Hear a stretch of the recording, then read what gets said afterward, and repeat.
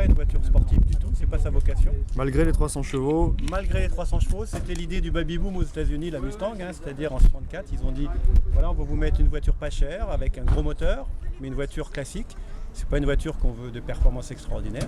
Et donc c'est comme ça qu'est né ce mythe. Et depuis maintenant 47 ans, puisqu'il y a bientôt les 50 ans, les passionnés sont comme ça. Et il n'y a pas cet esprit de compétition, c'est pas le côté sportif compétition, c'est plaisir, bruit et ambiance. Voilà. C'est un petit peu peu comme les Harley dans les motos. Le sujet qui fâche, la consommation essence. Pas tant que ça, parce que je vais être très franc, c'est du 8 litres en stabilisé, 12 litres en ville. Ah bon, pas plus? Pas plus, c'est des voitures comme maintenant, celle-ci, je parle de 2005. Si on prend des modèles un peu plus anciens, là on peut aller jusqu'à 15 litres, c'est normal parce que c'est carburateur.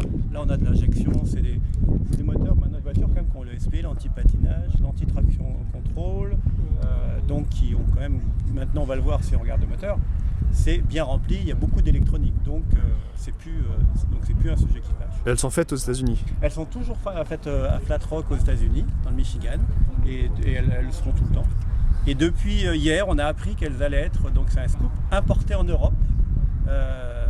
La décision est tombée hier de Ford Europe, Ford Amérique, aux États-Unis, qui a décidé d'importer la Mustang. Donc ça y est, la Mustang va Parce être qu'auparavant, comment il fallait faire? par des importateurs qui prenaient une commission plus que confortable.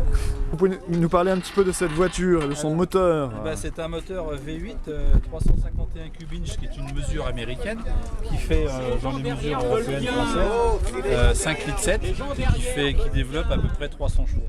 Ce sont des voitures qui sont alors à la fois nerveuses et rapides ou surtout nerveuses? C'est nerveuse avec beaucoup de couple et très agréable à conduire sur des grandes distances. Voilà. Les grandes autoroutes américaines. Voilà, c'est vrai, c'est plus fait pour les grandes routes relativement larges. Les petites routes en lacet, ça aime beaucoup moins. C'est pour les radars? C'est pour les radars, ouais.